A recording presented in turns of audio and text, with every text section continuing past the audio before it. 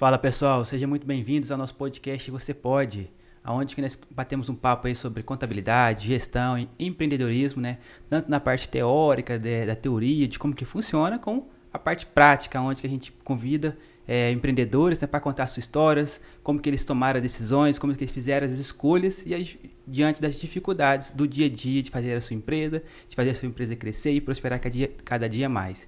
Então, isso aí eu já peço para vocês deixar o seu like, curtir esse vídeo e compartilhar, né, com seus amigos, com seus colegas, com seus amigos empreendedores, porque hoje a gente está com a presença aqui da Isabela Vieira, que é cerimonial. Seja muito bem-vinda, Isabela. Obrigada, Bruno, pelo convite. Estou muito feliz de estar aqui. E Isabela, como eu estava comentando aqui com o pessoal, né, a gente gostaria de saber de você, a sua história empreendedora, como que você começou, né, do dia a dia, decidiu empreender como cerimonial. Certo, a minha história começou em 2012, quando eu me mudei aqui para Passos. Eu tinha 20 anos e eu precisava fazer alguma coisa da minha vida. Já tinha passado por 2 faculdades que eu não dei sequência. E eu resolvi seguir o que tinha dado lá no meu teste vocacional, na época, que era trabalhar com eventos. E foi assim que eu abri a minha empresa. Eu até falo que eu fiz muito diferente da maioria, porque eu abri o CNPJ. Assim que eu resolvi, eu não tinha um cliente, mas eu já tinha o meu CNPJ lá do MEI. E eu dei início à empresa. Foi em novembro de 2012. Começando a trabalhar com os eventos, a colocar meu nome no mercado. Então, tudo começou aí, já faz 10 anos. Bastante tempo, uma jornada já considerável, né? E você começou bem nova, hein? Você já tinha essa certeza ou que queria empreender ou não? Surgiu assim, depois da faculdade, já que não dá dando certo, resolvi ou você já tinha essa vontade, assim? Já acho que foi mais uma segunda opção, né? A minha família não tem nenhum histórico de empreendedorismo. Meus pais trabalharam CLT a vida toda. Hoje meu pai é aposentado, minha mãe continua trabalhando CLT. Mas hoje, olhando para trás, eu vejo que eu sempre tive essa veia empreendedora, mas apesar de nunca ter pensado em empreender antes. Acho que pelo fato dos meus pais não terem esse olhar empreendedor, eu com a minha irmã, fomos criadas mais assim, para trabalhar, estudar, conseguir um bom emprego e morrer nesse emprego. Vamos dizer assim, né? Aquela mentalidade, né? Aquele roteiro, né? Para dar certo, você tem que ter estabilidade, né? Você tem que ter um garantido, vamos dizer assim, que eles falavam, né? Exato, falo até hoje, né? Nossa, como que você vai empreender? Você não sabe, né? Você não tem garantia de quanto que vai entrar no mês, né? Isso acho que é questão até de perfil de cada pessoa, né? Tem pessoas que não sabem lidar realmente com os altos e baixos de ter uma empresa. Mas quando eu olho para trás, eu lembro assim, a minha avó, ela tinha um restaurante, mas era assim, na parte de cima da casa dela, uma coisa assim, bem informal mesmo, sabe? Ela fazia uma comida lá no fogão de lenha dela e o pessoal lá almoçar. E eu lembro, assim, que eu achava que eu tinha que mudar umas coisas, sabe? Que ela anotava no caderninho os fiados lá do povo. E eu falei assim, não, vó, por que a gente não põe tal coisa? Se a gente mudar isso aqui de lugar? Então, hoje eu olho pra trás, eu fico pensando assim, olha, eu acho que eu já tinha uma veia empreendedora, mas nunca tinha pensado. Você está falando aí essa questão da estabilidade, né? A estabilidade, vamos dizer assim, financeira e emprego, né?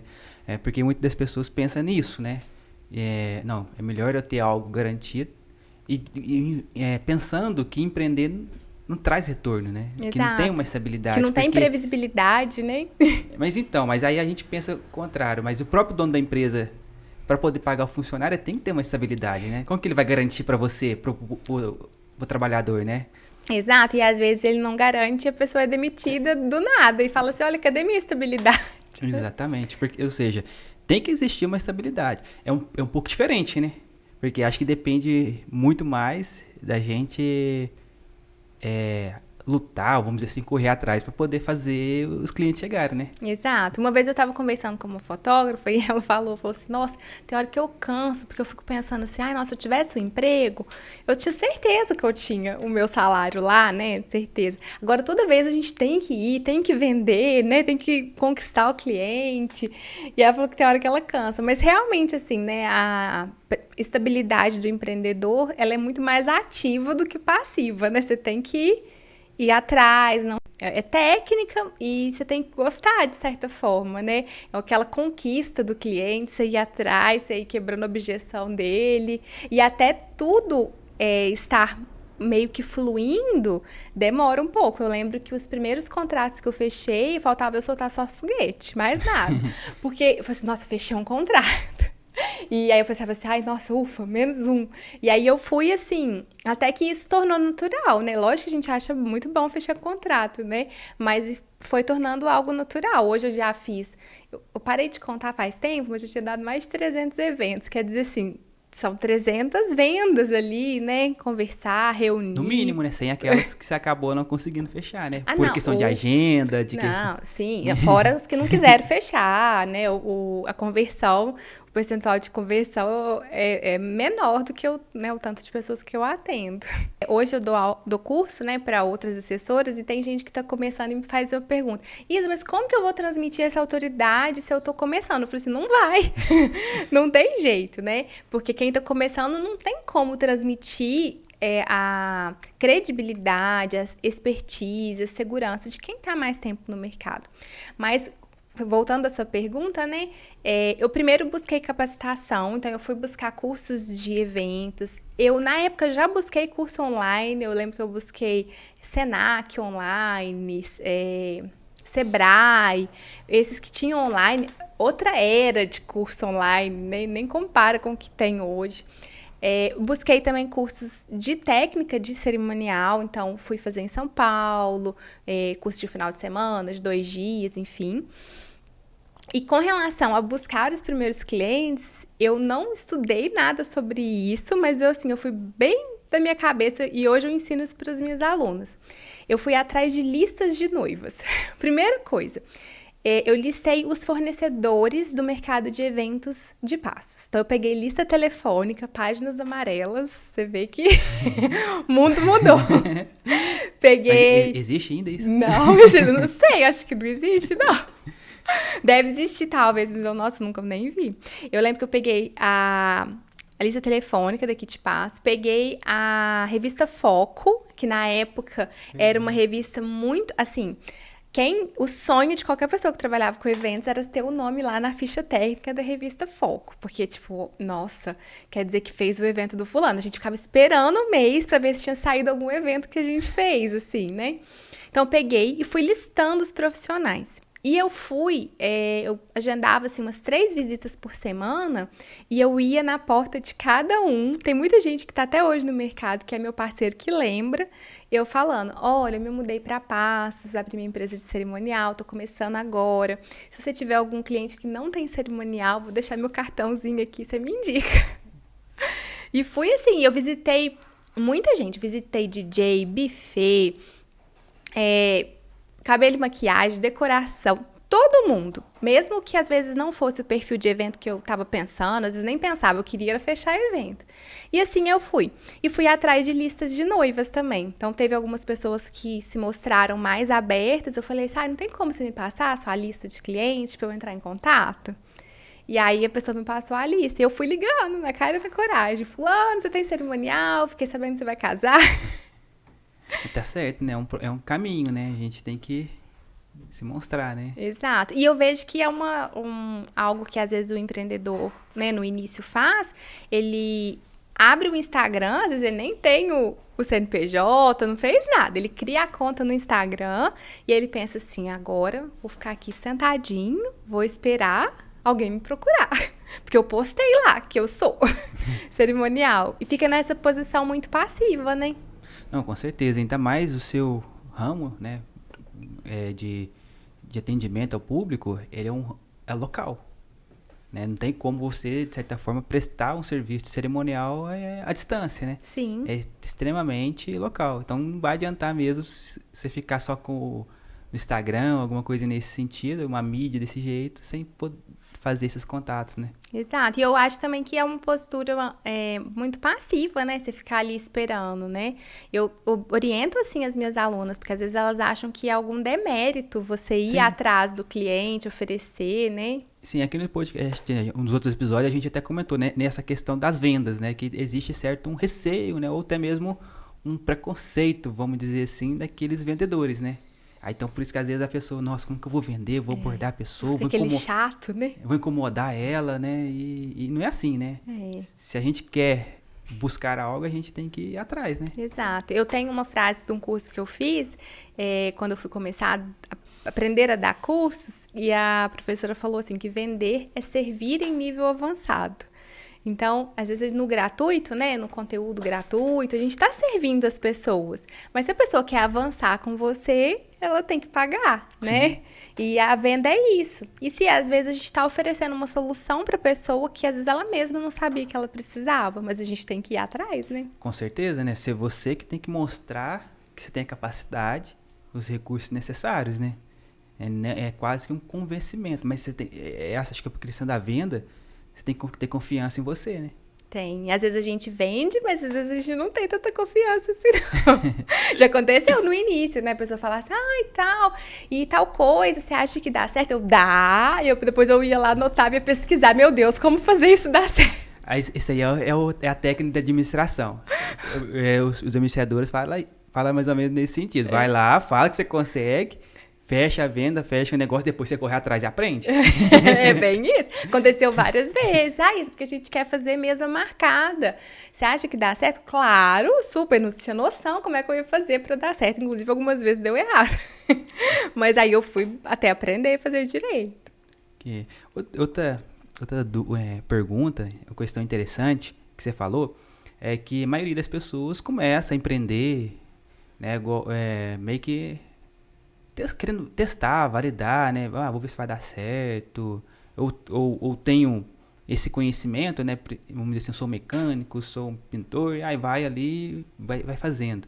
E depois de muito tempo, ou nem isso, abre o CNPJ. Por que você decidiu fazer desse caminho inverso, já de se formalizar como uma empresa? Eu não lembro ao certo o que deu na minha cabeça, mas eu sou muito caxias com as coisas. Então eu pensava assim, eu acho que eu pensei assim, né? Se for pra eu vou fazer já certinho. Eu já quero fazer certo. Tanto que eu fiz conta jurídica rápido, porque eu queria fazer separado. Então, assim, eu tenho essa característica de querer fazer as coisas. Isso deve ter muito a ver, né? Com trabalhar com organização de eventos e ser metódico.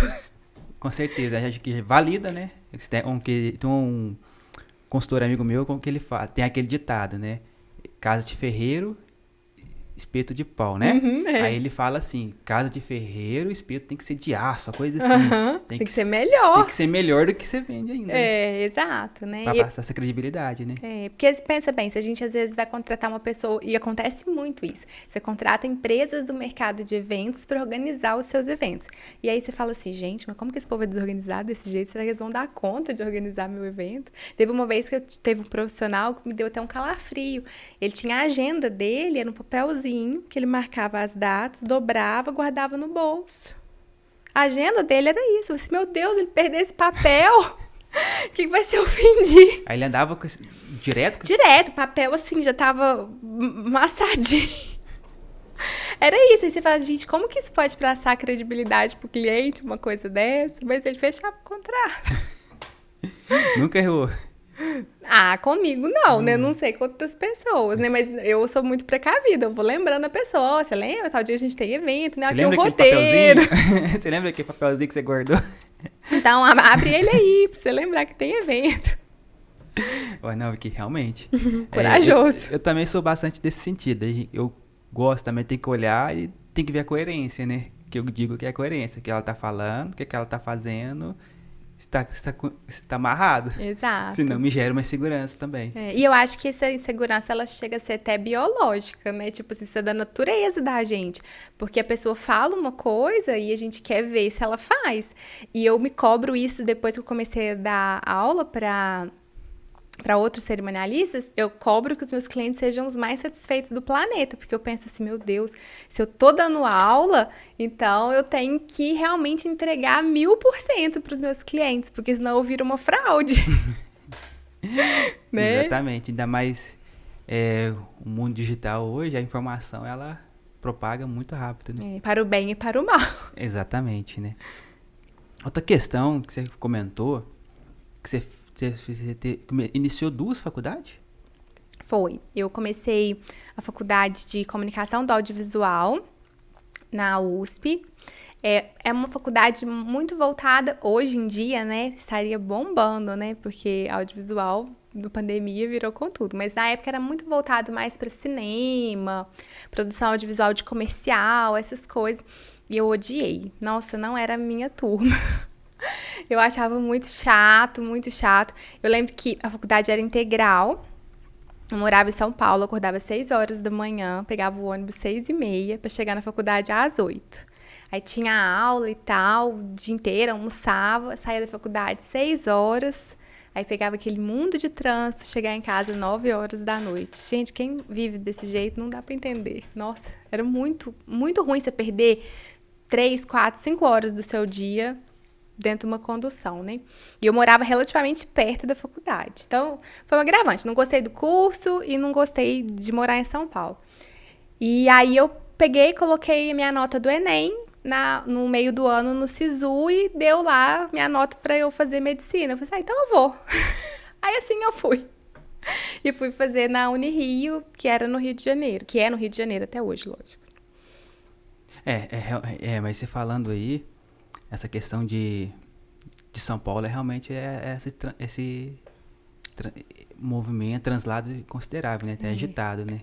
Eu era uma das que morava mais perto da faculdade da minha turma. Tinha gente que levava 4 horas para ir, 4 para voltar. Gente, são 8 horas do dia se deslocando. O pessoal lá que mora lá tem que gostar? Nossa, tem que amar. Nossa, eu já fiz casamento em São Paulo, capital. Eu fiquei tão apavorada para fazer o casamento que eu cheguei 3 horas antes do horário de convite na igreja, de medo de eu pegar um trânsito. E na hora que para tudo, né? Não adianta, você pode se espernear que não vai. Agora sim, eu fiz comentário que essa questão de São Paulo, mas eu quero fazer outro também. Você falou aí da Universidade de Medicina, né? Eu acho que eu tô pensando aqui, acho que você deve ter acostumado com essa pergunta de espanto. Mas Isabela, como que você abre mão de uma faculdade de medicina? O que é? Você não gostou de cortar os outros? Não! Não, nossa, não foi pra mim. Olha, eu não sei o que eu fui caçar lá. A verdade verdadeira é essa. Ainda mais porque audiovisual nada a ver com questão de medicina. Né? E ver que a sua nota foi alta, hein? Foi. Pra poder dar certo? Não, fui. Eu passei, primeira chamada. Mas eu sou uma pessoa estudiosa. Já era na época, mas eu continuo sendo. Mas eu fui, mas foi horrível, assim, também não gostei. Não era, falei assim, eu não me vejo fazendo isso. O que eu vou arrumar? Seus pais devem ter ficado muito bravos com você. Surtados, tadinhos, eles ficaram, Nessa né? ideia da estabilidade que você comentou no início, mas você perdeu uma garantia, uma estabilidade. Que apesar de médico não ser CLT, é uma garantia, pelo menos, que vai trabalhar e vai ganhar dinheiro, né? Não, sim, com certeza. Vamos dizer assim, depois que você é formado, você vincula em qualquer prefeitura, de certa forma você abre consultório, você tá bem estabilizado, né? Mas aí eu não falei assim, gente, isso aí não é pra mim. Não quero. E eu fiz um semestre e um pouquinho, assim, né? E falei assim, não é pra mim, não é isso que eu quero. Eu sou bem desapegada, né? Hoje eu penso isso, eu falei assim, gente... realmente, né? Porque se olhando, né? Como a gente tá comentando, pelo um dos cursos, né, mais famosos, mais desejados. Tinha gente do Brasil inteiro na turma, que tava estudando não sei quantos mil anos e tal. Deve ter todo mundo formado hoje já, né? Com certeza. Não, com certeza. Porque eu já tô aqui em base, já tem 10 anos, né? Eu era da turma 2011.2, do segundo semestre, então... Geralmente é uns 5, 6 anos. São 6 anos. 6 anos, mais 1 ou 2 de residência. Eles estão formando. Recém-formados aí. Mas aí aconteceu isso.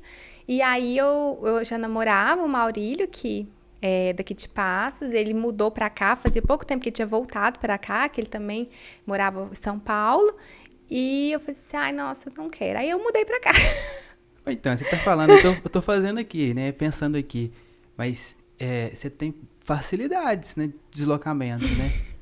Porque você é de onde? Sou de Ouro Branco, que é perto de Ouro Preto, existe Ouro Branco. Adoro falar isso, porque o povo fala assim, gente, mas Ouro Branco é onde? Pensa que é um bairro? É apelido? É apelido, não, Ouro Branco é do lado de Ouro Preto. E eu queria muito estudar em Belo Horizonte quando eu era adolescente, muito, muito, muito. Tanto que eu consegui uma bolsa, eu mesma fui lá na escola, consegui uma bolsa para eu estudar em Belo Horizonte, para fazer o ensino médio no Belo Horizonte. Aí meus pais não deixaram eu ir. Eu era muito nova, pra morar em Belo Horizonte sozinha e tal. E aí eu fui fazer o terceiro ano em Belo Horizonte, numa escola que é bem famosa, assim, de vestibular, até de preparação para vestibular, que foi até, né, por causa disso que eu tive facilidade para passar, que eu estudei bastante. Aí eu morei um ano em Belo Horizonte para fazer o terceiro ano do ensino médio. Aí do terceiro ano fui para as 2 faculdades, que não virou, e depois eu mudei aqui para Passos. Porque você pensar, né, tá em Minas, Ouro Branco, né, que é Ouro Preto ali, você vai para São Paulo. Fui para Belo Horizonte primeiro, morei um ano, né, em BH, fazer o ensino médio. São Paulo, Rio. Sem medo, e assim? Passos. Tô indo. Eu tinha muita medo. vontade de morar fora. Toda vida eu tive vontade de morar sozinha, estudar fora. Então não tinha medo. Com essa dificuldade você nunca teve, não? Não, essa não, outra sim. Assim, quando eu mudei para Belo Horizonte, sempre foi dividindo casa, né, em sistema de república. Tem toda aquela adaptação, né? Porque quando você mora com sua mãe, com seu pai, é tudo bem mais fácil. Você chega, tem comida, né? É tudo bem, assim, mais tranquila, né? Eu lembro que eu chegava, eu tinha que fazer comida. Mas a minha mãe me mimou muito, porque eu ia todo final de semana, ela mandava as marmitinhas pra mim, assim, pequenininha, pra eu jantar. Mas aí fui, eu nunca tive esse tipo de medo, não. Não, realmente, porque ainda mais, né, saindo, fazendo todo esse translado, tem que ter uma coragem, né? Não, mas eu nesse ponto eu não tenho. Eu vou mesmo. Eu penso que o que tiver que acontecer, vai acontecer. Eu sempre penso uma coisa assim, ó. Se eu penso que tem uma pessoa que consegue fazer, eu penso que eu também posso. Eu penso que eu sou pior, eu consigo. Bom, é até o tema do nosso podcast. Você pode. Se o outro pode, você pode. Exatamente. Eu penso isso pra tudo. Eu penso assim, quando, por exemplo, eu fui começar no cerimonial, eu vi aqueles eventos maiores, eventos que eram de muita repercussão. E a hora nenhuma eu pensei assim, ai, nossa, eu nunca vou conseguir fazer um evento desse. Eu falei, não, eu vou conseguir fazer.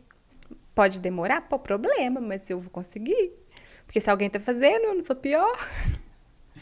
A gente tem que pensar nisso, né? A gente tem que confiar mais uma vez em nós, né? E não deixar de investir na gente, né? Lógico. Eu comecei fazendo esses cursos. Eu nunca parei de fazer curso, faço até hoje. Porque o mercado muda, a cabeça das pessoas muda. Hoje eu estou casando as pessoas da minha idade. Mas eu já casei pessoas que hoje têm 10 anos mais que eu. Fiz 15 anos de meninas que eram próximas da minha idade. Hoje eu tô fazendo 15 anos de quem tem metade da minha idade. Então a cabeça já é outra, né? Sim. E essa questão do cerimonial, você trabalha mais com casamentos?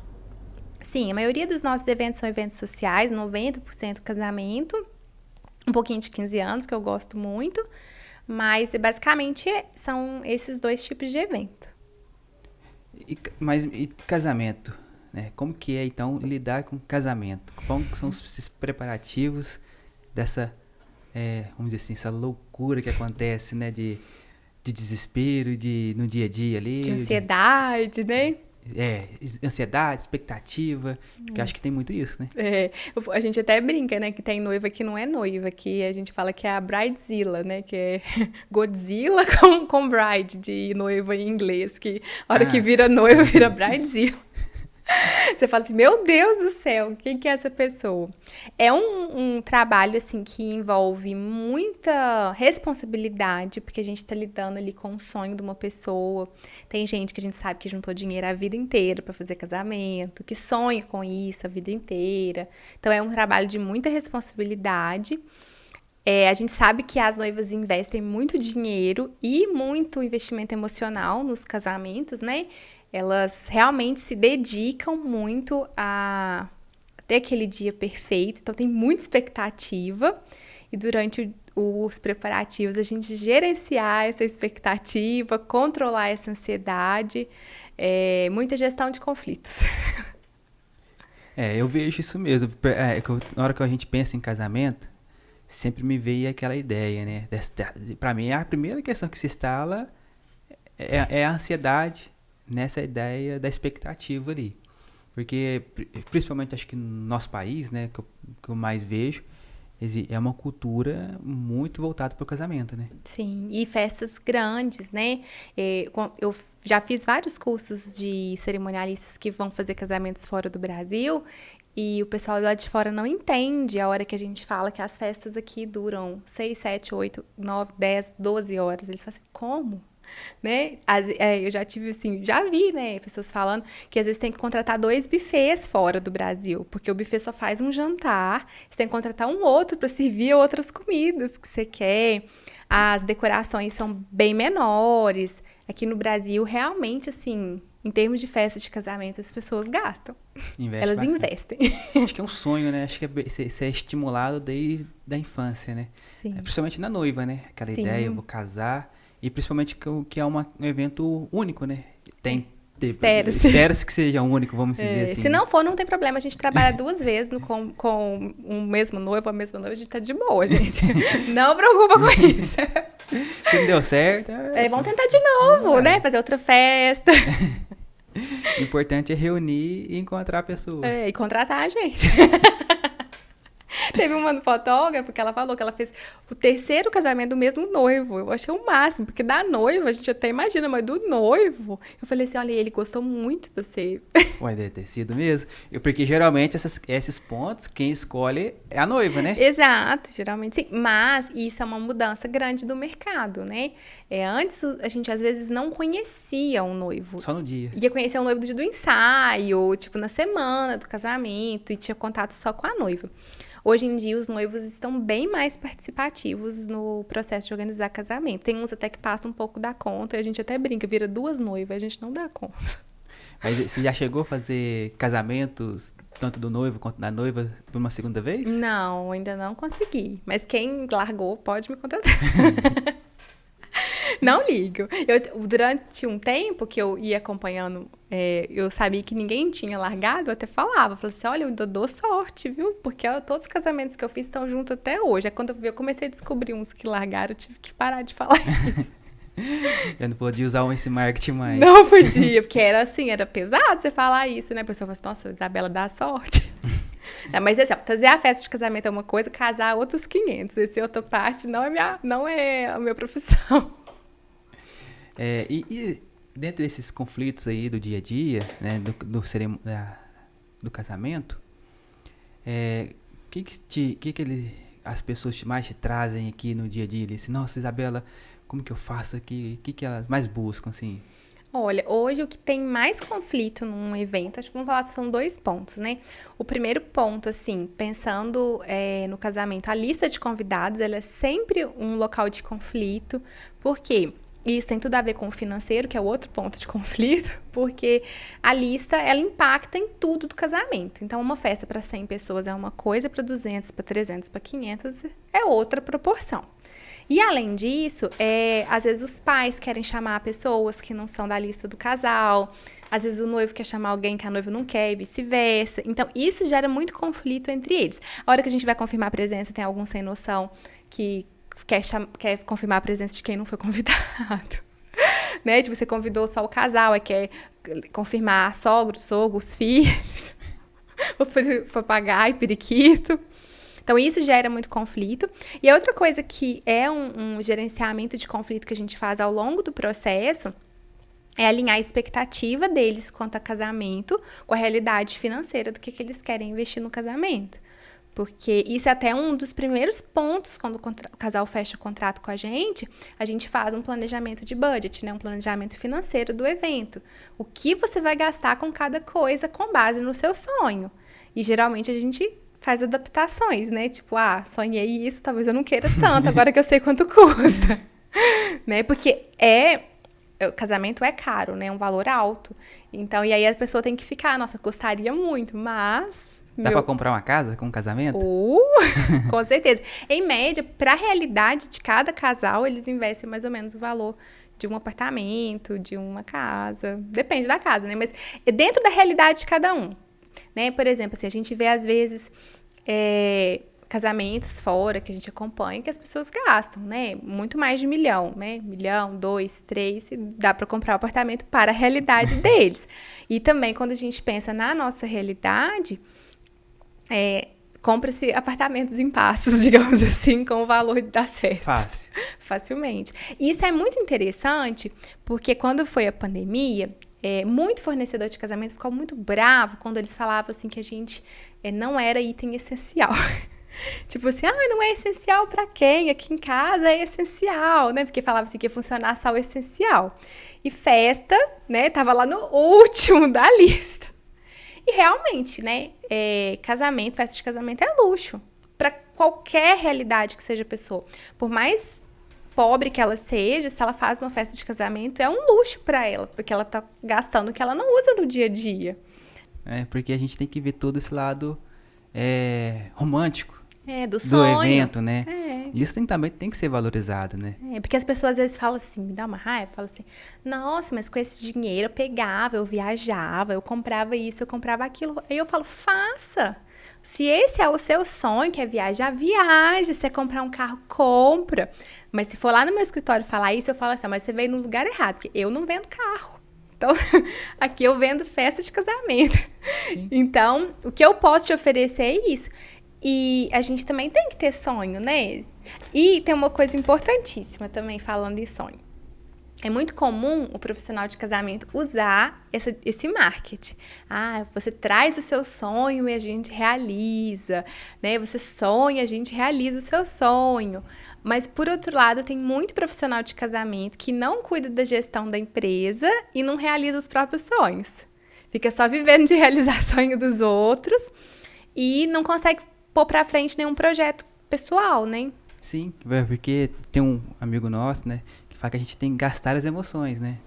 Acho que é tanto, a gente, nesse sentido, por questão mais, acho que financeira, que a gente fala que é excesso, né? Mas a gente tá gastando essas emoções, né? Vivendo aquele momento, né? E é importante nisso, né? Claro, e é um momento realmente, assim, tem que ter um simbolismo importante, porque são duas famílias que estão ali se unindo e a partir do momento se torna uma outra família, né? Um outro núcleo. E é a única festa da vida que reúne essas duas famílias e os amigos de ambos. Não tem outro momento na vida que você vai reunir dos dois as pessoas que gostam. Nessa amplitude não, né? Porque depois acaba aniversários de filhos e tudo mais, acaba segregando mais pra família ali mesmo e mais íntima, né? E até mesmo de 15 anos já vai inserir, na verdade, os convidados da debutante, Da né? debutante, totalmente. Então, nessa proporção, é a única vez. E o brasileiro gosta de festejar, né? O paciência, então, nem se fala. Gosta de tomar uma cerveja, de reunir. De reunir, tocar uma música, contar história. Então, acho que faz parte da nossa cultura isso também. Com certeza, né? Acho que, lógico, né? Que não pode ser só a festa, mas tem que se desfrutar desses momentos também. E outra coisa que eu penso também, que o dinheiro de festa é um dinheiro muito, muito, muito abençoado, porque ele sai de um bolso só, então é pesado para quem paga, mas em festa, gente, é muita gente que é impactada com uma festa. Quando eu tava na pandemia, eu às vezes fui alguma vez no salão, que não tinha liberado festa ainda, e o pessoal do salão falava assim, nossa, Isa, caiu demais cabelo e maquiagem, o povo não tá vindo arrumar. Eu falei, porque não tá tendo festa, né? Então não vai arrumar. Loja de presente. Então, a loja de presente não tá vendendo presente, não tá tendo festa. Isso pensando fora, né? Hotel, que o pessoal se hospeda, come nos restaurantes, que vem passar, ficar o final de semana pro evento. E dentro do evento, né, você pensa assim, o buffet, tem as cozinheiras, os copeiros, os garçons, o mercado onde que compra as coisas. Então, o dinheiro, ele vai sendo distribuído, né? Sendo muito distribuído. E enriquecendo, prosperando todo mundo, né? Prosperando todo mundo que trabalha. É até interessante você falar nesse sentido que muitas das pessoas não fazem essa reflexão, né? Exato. Tipo assim, nossa, é muito caro. Muito caro, algo que está jogando fora. Acho que é principalmente nessa ideia, algo que está jogando fora. Mas não... Que bobagem. Mas não vê quantas famílias mesmo que vivem disso, né? Na pandemia, muitas empresas grandes fizeram campanhas imensas de doação de cesta básica para a ponta lá, para copeira do banheiro, para o carregador, para o chapa, né? Que a gente chama, né? Que carrega caminhão. Porque vai indo, assim, festa movimenta um dinheiro, assim, numa cidade que faz... Quando a gente foi na prefeitura pedir para liberar as festas, a gente falava, cada festa que não tem são 100 mil reais, mas em média, que não gira de dinheiro na cidade. Aí dá um impacto considerável, né?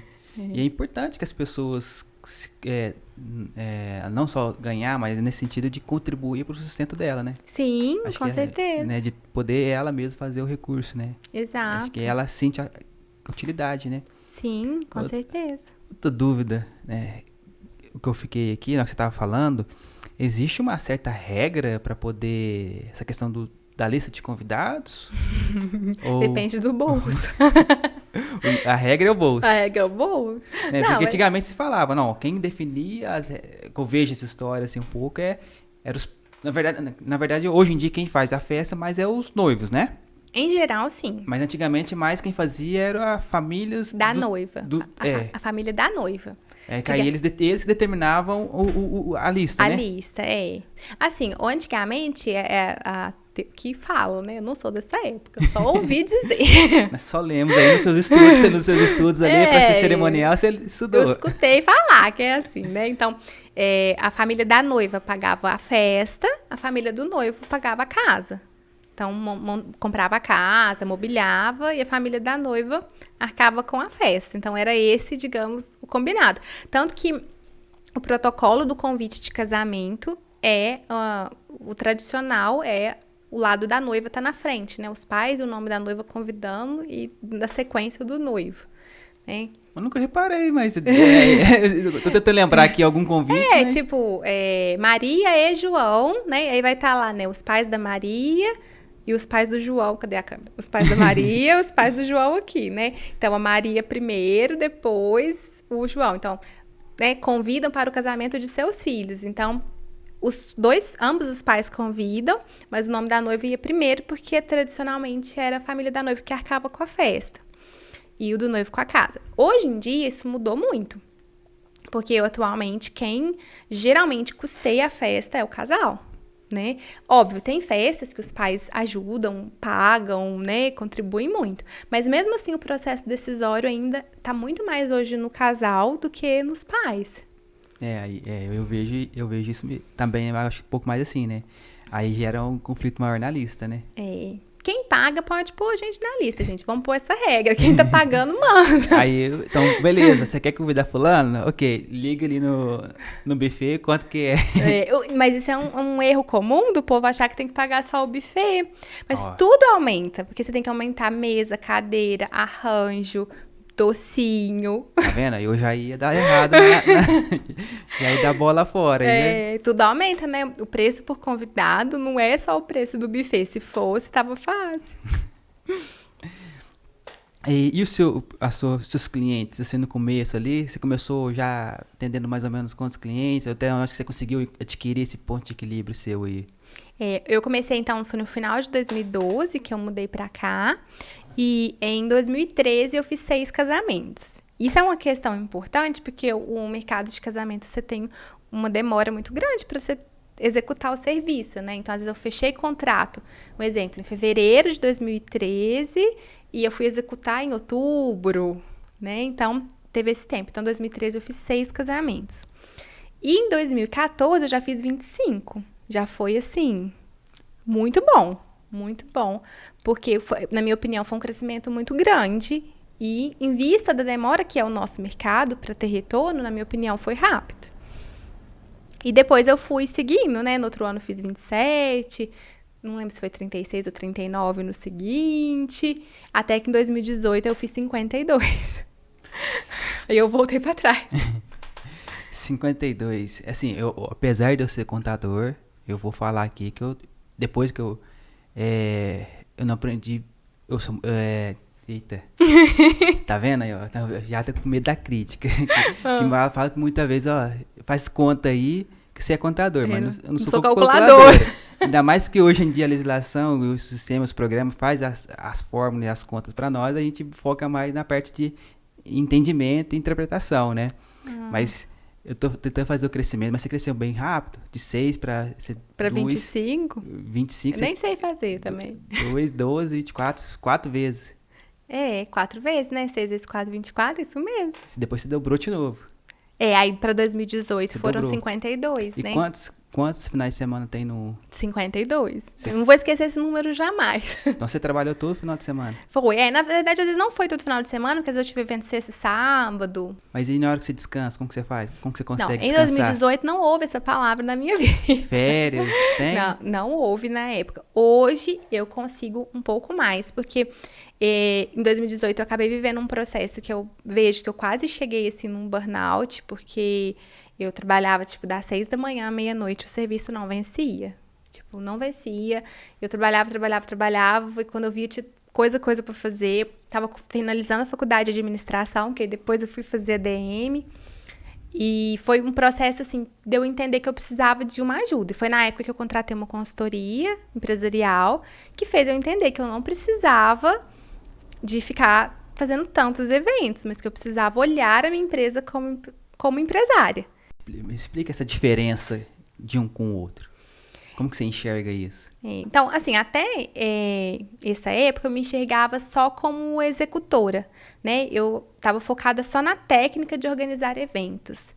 E ter uma empresa é muito mais do que a técnica de fazer aquilo, né?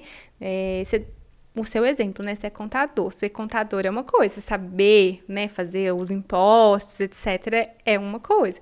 Mas você cuidar do marketing da sua empresa, pensar a estratégia de crescimento, fazer a gestão financeira da sua empresa, é outros 500, né? Não, é totalmente diferente, né? Mas até 2018 eu não tinha esse entendimento. Eu pensava que eu era cerimonialista e que eu tinha que organizar casamento. E qualquer outra coisa que eu fizesse que não fosse isso, eu achava que eu tava perdendo tempo, né? Tipo, nossa, eu vou ficar parada, vou fazer processo, vou pensar em marketing. Não, eu tenho que estar fazendo casamento. Eu brinco com as minhas alunas, é aquela síndrome da agenda cheia. Você tá no sábado, você não tem evento, ao invés de você ou descansar, ou pensar alguma coisa para sua empresa, ou pensar alguma melhoria, não. Você tá lá no Instagram, vendo quem tem casamento, vendo quem que tá casando, pensando por que não fechou com você. Você acha que para ter sucesso você precisa estar com a agenda lotada. E é um pensamento de quem não tá vendo a empresa, né? Que o que importa no final das contas não é quantos eventos você faz, né? Não é esse número que importa. O que importa é outros números. É quanto que sobrou no final, quanto tá te rendendo. Exato. E às vezes, e foi o que aconteceu comigo, porque em 2018 eu trabalhava com um tipo de cerimonial que a gente chama popularmente no mercado de assessoria parcial. Eu cobrava, na época, acho que R$ 2.500 assessoria parcial e 90% dos meus clientes eram de assessoria parcial. E eu tinha o plano de assessoria completa, que era, na época, acho que 4 mil.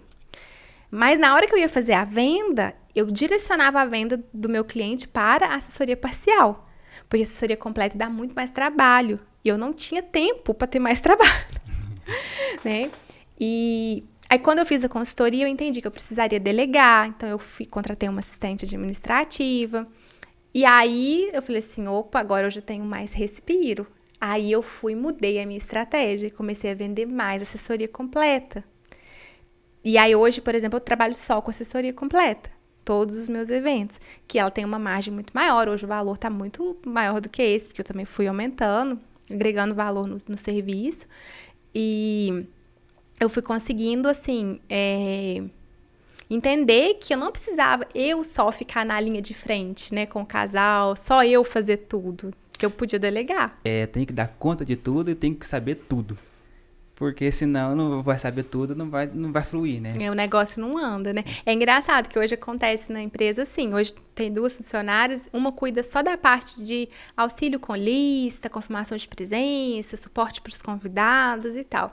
E às vezes o casal pergunta assim, Isa, eu queria marcar uma reunião com você, outro dia aconteceu, para você ensinar a gente a montar o site, porque a gente não tá conseguindo. Eu falei assim, vocês vão ter que marcar a reunião com a Camille, porque eu não sei. É ela que cuida disso, ela tá disponível para isso. Isso aí é um ponto interessante. Você está comentando aqui com a gente nesse processo de crescimento, da transformação, né, da Isabela operacional, da Isabela cerimonial, para a Isabela empresária, que tem uma empresa e precisa ter a gestão. Então, muitas vezes a gente entende que o empreendedor sempre tem aquela necessidade de dar conta de tudo. Aí agora você vira e fala pra moça, para seu cliente, fala assim, ó, isso não é comigo, isso é com fulana e eu não sei. Como que você lida, como que foi esse processo de você conseguir soltar isso e falar, não, isso não é comigo mesmo, eu não vou aprender e delegar isso pra pessoa ali e falar que não sabe. Que gera essa segurança, né? Sim, mas foi uma construção, né? No início, eu tinha muito mais aquela coisa de ter a rédea, né? Eu controlava, assim, tudo tinha que passar por mim antes, né? Ah, Isa, eu vou responder assim pro cliente. Pode. Então, eu fui lapidando, né, desse jeito, construí os processos, descrevi, fiz essa para casa que muita gente não faz, fazer os pops lá e tudo. E fui treinando realmente. Hoje em dia, eu uso o fato da empresa não ser, como eu costumo falar, né? Não é uma eu presa, mas já foi muito eu presa. Hoje é uma empresa e eu uso isso na reunião de venda. Eu falo, olha, você não está contratando uma pessoa para fazer, você está contratando uma empresa. Então, vão ter outras pessoas que vão também estar com um olhar atento para o seu evento. Então, você comentou eu presa, né? Tem um conhecido meu, né, que a gente acompanha também, ele fala eu empresidiário.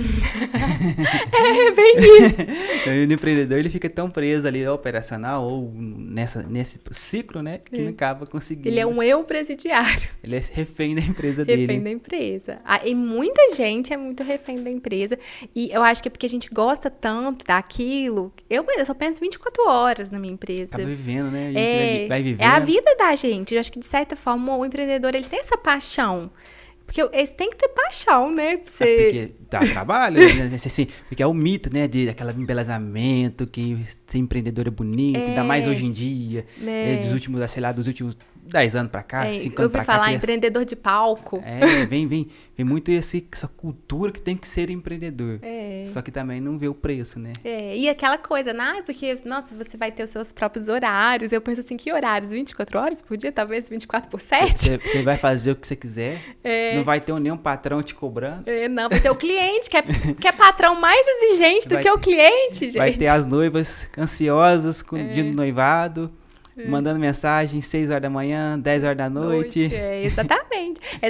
Não existe patrão mais exigente do que o cliente, gente. Então, assim, quem tá pensando em empreender porque quer vida mansa, eu sinto muito. Acho que não é pra você. Mas acontece isso, né? Eu digo assim, hoje em dia, com a tecnologia, acontece muito das noivas te chamarem fora de horário. Sim, sempre. Mas tudo isso hoje em dia é muito alinhado, né? Então, por exemplo, igual eu estava falando, na reunião de venda, eu alinho com ela o que cada pessoa da equipe cuida. Então, eu explico que existe uma pessoa que ela é responsável por cuidar da parte de convidados, que a parte de agendamentos não sou eu que faço, de solicitação de orçamento não sou eu que faço, que eu estou supervisionando tudo, mas que não sou eu que vou fazer. Então, eu explico isso.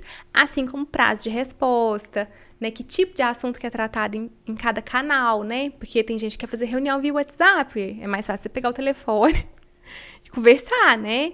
Então, isso é tudo explicado, tanto na reunião de venda, tanto tem no nosso contrato, porque é um assunto delicado o WhatsApp quando você fala de noiva.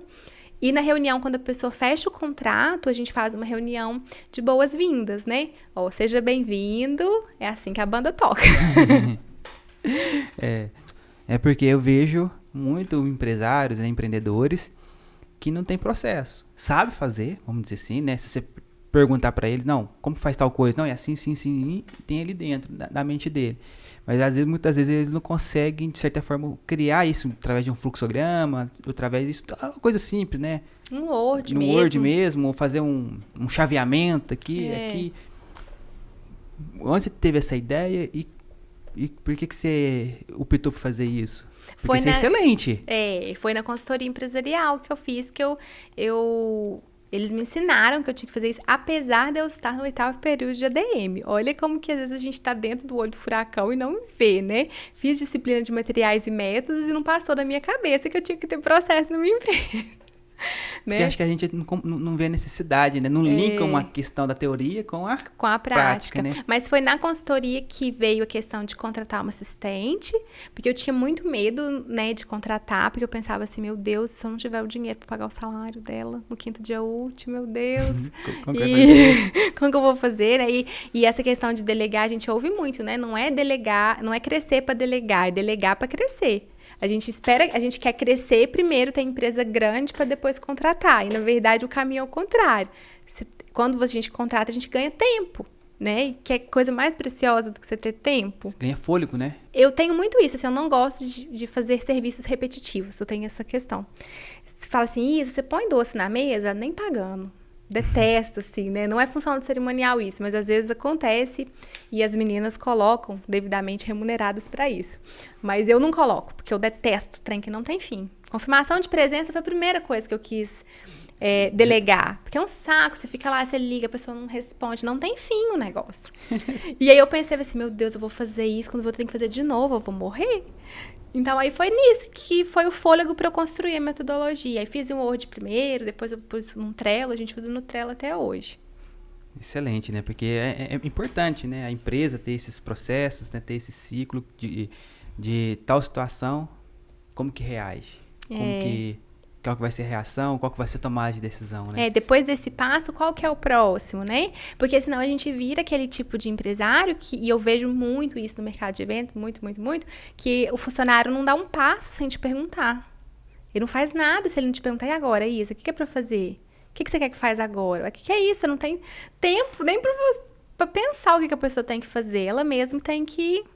Você dá recursos para ela, né? Tem que dar recursos para ela. Você dá recursos para ela se movimentando, né? Dentro da conduta, ou da cultura da empresa. Da cultura da empresa. Tem coisas, por exemplo, que em casamento a gente lida muito, como eu disse, com conflitos. Então, às vezes a gente vai falar uma coisa que é ruim, o fornecedor não tem data, alguma coisa assim, eu sempre falo assim, a gente é solucionador por natureza, então a gente não pode trazer um problema para o cliente sem solução. Então, olha, a gente viu com o fornecedor que você queria, ele não tem a data, porém, a gente já viu mais 2, eles têm a data, olha como o trabalho deles é legal, e aí a gente soluciona, mas isso faz parte da cultura da empresa, né? Sim. Chegar lá e falar assim, então não tem, não, esse aí não deu. Acho que na minha visão, assim, quem que vai se destacando no mercado, que o empreendedor, né, se abrir uma empresa é para trazer solução. Sim. Se for para trazer problema, o ser humano já tá cheio. Já né? tá lotado. Tem aquelas pessoas, né, que tem gente que é assim, que é para cada solução que você dá, a pessoa te traz um novo problema. Aí a gente já não precisa desse. Não. Passa a vez. Passa a vez. Mas eu vejo que as pessoas que se destacam no mercado essas que conseguem, né, diante de um problema, diante de uma situação, já vir encaixando uma solução. Né? E o trabalho da gente com o evento, ele tem que ser total focado na solução, né? Na hora que tem um problema no evento, a gente não tem tempo para pensar assim, quem errou? Não. Por que esse erro aconteceu? Exatamente, ainda mais que está se envolvendo bastante pessoas, né? Pessoas e vamos dizer assim, vários setores diferentes, né? Porque tá no evento, tem um local, tem o fotógrafo, tem o músico, tem som, tem iluminação, Sim. que às vezes o cantor ele utiliza o som do diferente que não é dele, aí vai... Não, evento é um negócio assim, um depende do outro, mas é pra tudo. Não, se a gente não tiver alguém para coordenar isso, é um caos. E quem coordena é o cerimonial. Você que vai costurando. Exato, é tudo. Porque assim, o buffet precisa saber, né, que dia que o móvel chega, porque não tem como ele montar a mesa posta, né, montar a supply, essas coisas, se o móvel não tiver chegado. Mas o móvel só pode chegar se o pessoal da cenografia finalizou, que pôs os tecidos. E o pessoal do som tem que entrar junto com a cenografia, porque senão o fio fica aparecendo. Né? É uma construção. É uma construção. A banda eles mandam pra gente, né, a lista das exigências deles, né, o que a gente chama de rider.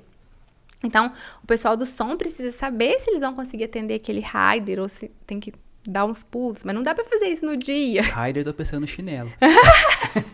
Já, mas rider é uma lista, né? Aí tem o rider técnico, que é a lista de técnica que eles precisam. Tem banda que tem rider de camarim, né? Que é um caos, gente. Inclusive, parem com isso, né? No evento, a gente tem tanta coisa para cuidar do que ficar providenciando pão de queijo, uísque pra banda, tem dó.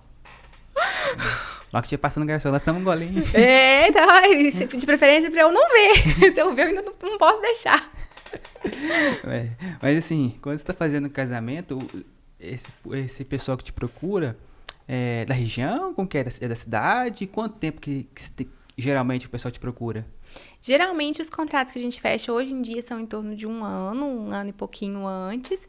E eu atendo muito aqui Passos e a região, né? Região de Capitólio, com os casamentos que são os que a gente chama de destination, que são os eventos das pessoas que viajam para casar em Capitólio. Mas como assim? São pessoas que não são, né, de Capitólio, ou às vezes tem algum vínculo, que vieram adolescente e tal, e acham a região muito bonita e querem fazer o casamento aqui. Não, então se eu tiver, sou lá do Amazonas, quiser casar aqui, Pode me contratar. você organiza tudo. Eu organizo tudo. Eu tenho vários clientes que às vezes a gente não conhece pessoalmente, que é só chamada de vídeo. Mesmo antes da pandemia já tinha, mas depois, com todos os recursos, né? Hoje o nosso cliente ele tem um aplicativo do evento, então ele acompanha tudo do evento online. Mas essa questão como você chamou? Destination Wedding. Destination Wedding. Você que encontrou isso ou isso que te encontrou? Acho que isso me encontrou aqui em Capitólio. Isso existe. Tem muito brasileiro que vai casar fora do Brasil, leva fornecedor do Brasil, porque o povo lá não sabe fazer festa como a gente sabe fazer. Tem muitos lugares turísticos, né? Capela de Milagres, eu acho que é Maceió, não lembro, é Nordeste, não lembro se é Maceió, é perto de Maceió, Alagoas, que esses famosos vão casar lá. Esses dias teve um casamento lá que era todo mundo de Goiânia, foi todo mundo de Goiânia para casar lá, fornecedor de Goiânia. Então, Capitólio é um desses destinos de destination wedding do Brasil. E aí as pessoas vêm casar em Capitólio. Como a assessoria, né, o cerimonial, é muito importante que seja um fornecedor local, como você disse, porque é muito mais fácil se organizar com alguém que conhece os fornecedores. Que conhece a região. Conhece a região. Que conhece o local. Exato. Porque muitas vezes não vem, tá ali no dia a dia pra olhar. Exato. Às vezes a pessoa contrata e não conhece o local, né? Então, aí foi nesse contexto. E aí, desde o primeiro ano, eu comecei a fazer evento em Piuí. Me encontrou de um jeito, assim, não divulguei lá, me encontrou. E aí, Piuí, Capitólio, e eu comecei a fazer na região. Deve ser essa facilidade sua de transitar, aí ela já gosta mesmo, ela já sabe como que funciona. Vambora. Eu até fiz um projeto, né, tem até o Instagram desse projeto, que até que eu não alimento ele muito, de vez em quando eu posto, que é o Casar em Minas. Que aí eu comecei a divulgar os casamentos que eu fazia em Capitólio, as pessoas que estavam buscando casar na região. Até hoje chega pedido de orçamento que vem desse projeto, tem o site e tal. Dá pra até criar, pensando aqui, ó, já dá pra a gente até criar casamentos, vamos dizer assim, temáticos, né? E aí casamentos no Capitólio, aí a gente vai pra Ouro Preto, casamentos em Tiradentes, é famoso. Desse sentido do cenário, né, que eu tô pensando. Mas temáticos. É isso que os destination pensam, né? É o cenário e um casamento que não vai durar só um dia, né? Ele é uma viagem, a família toda viaja, tem um evento antes, quando o pessoal chega, vão passear de lancha, no caso aqui. Aí haja festa. Haja festa, o povo gosta de festa, eu tô te falando. O brasileiro gosta, bobeou. É festa. É festa. Qualquer coisa, né? Se pensar, você vê o carnaval 4, 5 dias, né? E o povo acha pouco? Acha ruim, né? Agora, outro assunto, Isabel, você tá vendo, você tá comentando, né? Vai nessa fala, em vários momentos. Você dá curso para outras pessoas? Como que é? Que eu vi que você já falou várias vezes, mas a gente tá falando do cerimonial, você atendeu o cliente às noivas. Mas como que é isso, esse outro movimento que você faz? Na verdade, é até uma outra empresa, eu tenho sociedade com uma outra empresa, que é de infoproduto, né? Que é vender curso na internet. Infoproduto é resumo, vender curso na internet. Então, eu tenho cursos para outros cerimonialistas, né? Do Brasil inteiro. A gente tem alunos no Brasil inteiro, mais de 150 alunos que são cerimonialistas no Brasil. Então, são cursos de capacitação, que eu ensino o jeito que eu organizo os eventos. Ensino a parte de gestão também, bem simplificada, porque geralmente são empresárias ou presidiárias, talvez. Então, precisa ser uma coisa bem simplificada. E surgiu também isso com essa consultoria que eu fiz, que abriu minha cabeça, né? Que eu pensei assim, olha, isso aqui que eu aprendi foi tão legal. Imagina, né? se isso aqui eu consigo passar para outras pessoas. E hoje se tornou assim, uma outra parte também que é grande do meu trabalho. E como que você consegue conciliar, né, tanto esse dia a dia, né, porque o processo do cerimonial ele é durante a semana. Sim. E final de semana deve ser o dia inteiro, né? Sim, 16, 18 horas, se for aqui em paz. Ainda assim, dá conta desse outro projeto. Esse projeto, ele surgiu, assim, com um desejo mesmo de eu diminuir as quantidades de eventos que eu fazia, né? Porque eu achei o máximo ter sábado na pandemia. Eu falei, gente, coisa legal que é você ter um sábado. Eu não sabia que era isso. Então, surgiu um pouco nesse desejo também disso. Então, para poder conciliar os cursos, eu também diminuí um pouco a quantidade de eventos que a gente faz, mas é um equilíbrio de pratinhos, né? Eu vou organizando a minha agenda, as semanas que são semanas que tem mais aulas ao vivo, não marco tanta reunião, né, do cerimonial, vou equilibrar. Essa é a questão do infoprodutos, quando a gente fala, né, vem através do marketing digital, né? Sim, totalmente. Mas e aí? A pessoa fala assim, nossa, parece que é tão fácil. É fácil mesmo? Ou dá trabalho? Tudo dá trabalho, gente. Negócio que existe coisa fácil, que... isso aqui é facinho, você vai ter um retorno imenso pra saber que é golpe. Dá trabalho, né? Dá muito trabalho. Hoje na empresa, por exemplo, para eu fazer o meu curso, nós tem no mínimo 5 pessoas envolvidas para um curso ser dado. Para uma aula no Zoom abrir lá e a aula ser dada, né? Então, a gente tem eu que sou... No marketing digital, né, no mercado de infoproduto, minha função é de expert, que é a pessoa que tem o conhecimento, que vai dar aula. Então, eu como expert, uma pessoa que é o lançador, né, que é o estrategista digital, que é o que vai definir quantas aulas gratuitas que vai ser, qual que é o preço, essas coisas é o estrategista que define. O copywriter, que faz as copies, que são os textos que eu tenho que falar, os gatilhos mentais que eu tenho que utilizar, o jeito que são as legendas e tal. Um responsável pelo tráfego pago, que é os patrocinados do Instagram, que a gente acha lá que é só clicar no botãozinho azul. Tem todo um investimento ali. Investimento de dinheiro, investimento... É muito difícil esse tal do tráfego pago. É uns nomes, assim, a gente nem entende direito. É uma engenharia, esse negócio do tráfego pago. Até se acertar o público, né? Porque vai segmentando, né? No começo a gente foi segmentando e estava atingindo noiva. Por quê? Interesses, casamento. Interesse de cerimonial e de noiva é casamento.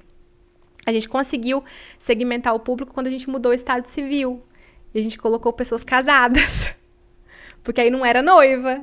Entendi. E aí começou a chegar nas cerimonialistas. Então, assim, tem essa pessoa que cuida do anúncio chegar na pessoa certa, né? E tem uma pessoa que é do suporte, que ajuda as pessoas com a tecnologia, né? Que muita gente tem muita dificuldade. Não, você falando aí, a gente olha, né, daqueles pessoal mexendo, vendendo curso, fazendo isso e pensa que é só ligar a câmera, né? Só ligar a câmera, Agora o celular. Já existe toda essa engenharia por trás disso tudo, né? Sim, e é muito recente se a gente for pensar, né? Porque tem muita gente que vende curso há muito tempo, mas o boom mesmo veio com a pandemia, né? Não, acho que até onde eu vou chegando, assim, que eu lendo um pouco, também não tem 10 anos isso tudo. Não tem. Isso é a questão, se 10 for muito, né? Se 10 for muito, acho que não tem. Eu comecei a ver isso de curso há muito tempo. Eu vi um anúncio do Érico Rocha, né? Acho que ele é o precursor. Ele é o precursor, o Érico Rocha. Ele é o precursor do lançamento no Brasil, né? Ele aprendeu fora, ele aprendeu nos Estados Unidos e ele que trouxe o método, né, de lançamento para o Brasil. Então, aquele negócio, vai fazer 6 em 7, né? Vai fazer R$100 mil em 7 dias. Eu falei, eu quero. E aí eu comecei a pesquisar, mas depois eu esqueci isso, e depois que surgiu essa questão do curso, aí eu lembrei, falei, nossa, eu já escutei falar disso. É sempre bom a gente ver, né, que a gente fala, né, do empreendedorismo, tudo, que é difícil, que toma tempo, que dá trabalho, tudo, mas assim, no dia a dia, assim, na hora que você vê, o que te traz essa certeza, sabe, de olhar assim pro cliente e falar assim, não, tá sendo bem feito, consegui atingir ela, entreguei o que eu queria. Eu tenho uma sensação muito boa, que eu falo assim, nossa, valeu a pena, foi ótimo. Quando eu vejo a festa pronta antes de eu ir para a cerimônia. Antes de eu ir para a cerimônia, eu vejo a festa pronta, eu falo assim, oh, meu Deus, isso aqui um dia foi uma ideia. A pessoa chegou lá no escritório, a gente não tinha nada, a gente construiu isso aqui. Me dá uma satisfação imensa. E uma das coisas que mais me dá satisfação é isso. E falando das alunas, é quando elas relatam conseguiram aumentar o preço, conseguiram fechar um contrato, melhorar alguma coisa. Porque a gente vai transformando a vida das pessoas. Às vezes a gente tem essa noção, né? Do impacto que vai chegando as coisas. E no casamento, né? A pessoa sonhou com aquilo a vida inteira e ela fala assim, nossa, foi melhor do que eu imaginei. Pronto. Porque o busca é isso. A pessoa falar que foi igual ela imaginou, eu tô frustradíssima. Porque tem que ser, né? A gente tem que... A gente fala que tem essa dificuldade, mas a gente tem que achar esse ponto, né? Vale a pena. Quando a gente trabalha com uma coisa que a gente gosta, é muito bom. Eu, às vezes, assim, quando é uma festa maior, uma coisa que a gente tem que criar mais, que tem que gasta mais tempo pra montar e tal, tem dia que eu não quero ir embora da festa, assim. Eu vou na sexta-feira, se a festa é sábado, eu vou na sexta-feira de noite, eu fico lá só olhando. Falo, nossa, mas como é que tá bonito? Nossa, deixa eu aproveitar que isso aqui tá muito bonito amanhã, eu não vou ter tempo de ver o tanto que tá bonito. Você não aproveita da festa. Não tem jeito, é só trabalhar. Então a gente pode dizer, né, voltando lá no início, do começo, que aquele teste vocacional deu certo. Deu certo. Era isso mesmo que eu tinha que fazer. Assim, gente, siga o teste vocacional. Não precisa passar tanto perrengue até acertar. A gente é muito novo pra escolher profissão, né? Acho que a gente sempre vai ter essa insegurança, né? Você tá fazendo a escolha certa, né? De olhar, não, é isso, né? Ainda mais algo que você tem que colocar, igual antigamente. Hoje em dia é um pouco menos, né? Mas, tipo assim, se você escolheu aquilo, é pro resto da vida. Né? Põe todas as suas fichas ali, né? Hoje eu vejo, assim, que realmente eu tô no lugar certo, no lugar que é o meu lugar. Eu sinto muito realizada, assim, não tem eu passo perrengue, passo raiva, quem não passa, né? Mas eu sinto muito realizada, tanto com as alunas, quanto com as noivas. E a gente acaba, principalmente nas noivas, a gente vive aquele sonho como se fosse nosso, assim. Às vezes eu falo assim, meu Deus, tomara que ela queira pagar essa ideia que eu tive pra ficar tão lindo. Aí eu vou... que a gente realiza mesmo o sonho, né? Assim, nossa, vai ficar lindo, o que você acha? E pelo amor de Deus, né? Tipo assim, compra a ideia. É muito além, assim, só da empresa. Eu acho que o empreendedor ele tem essa paixão, não adianta. Não? Não, eu acho que o empreendedor tem essa paixão. Não adianta, assim, a gente falar assim, é só os números. Acho que quem empreende tem essa paixão pelo que faz. Tem que ter, né? Acho que é importante, sim, né, de trazer esse resultado, né, de olhar ali os números, né, porque claro. a gente também precisa pagar contas, a gente também tem os nossos sonhos, né, igual lógico. A gente comentamos aqui, né, de se realizar algumas coisas. Gratidão não paga boleto, né? Muito obrigada, você fez tudo pra mim, mas não paga. Mas para poder desbravar esse universo, né, esse mundo, você tem que ter alguma coisa que te sustenta, né? Que te traga esse equilíbrio, né? Esse equilíbrio. Porque se for realmente só pelo dinheiro ali também, não vai te trazer alegria, né? E vai viver também só sem alegria, que coisa mais ruim. Tem que ir dosando isso aí, né? Mas a vida é assim, né? Esse equilíbrio, equilibrar esse desequilíbrio. Exatamente, né? Tem hora que é mais fácil, tem hora que é mais difícil, né? Mas dá certo. Né? Mas vai passando. Depois que a gente, do mercado de eventos, passou a pandemia, a gente já passa qualquer coisa. Então, vamos casar o povo, né, Isabela? Vamos casar o povo, vamos contratar, de fechar contrato. Fechar contrato, aí, ó, você tem cerimonial para casamento, cerimonial para 15 anos, para debutantes, né? Isso. E ainda tem a consultorias, tem. Quem quiser consultoria também tem. Consultorias, mentorias. Ok, tá à disposição. Tá à disposição, com certeza. Então, tá bom. Isso aí, pessoal. Quero agradecer vocês aí por ter acompanhado a gente, esse bate-papo com a Isabela, né? Dela contar essa vida dela, essa história dela, da empresa dela, que vem realizando e transformando os sonhos das pessoas que querem casar, que querem trabalhar com eventos, né? Muito obrigado, Isabela. Muito feliz mesmo, muita gratidão aí por você ter contribuído com a gente aqui hoje. Imagina, eu que agradeço o convite. Foi muito bom. Muito obrigada. Isso aí, pessoal. Curte aí os vídeos e compartilhem. Grande abraço.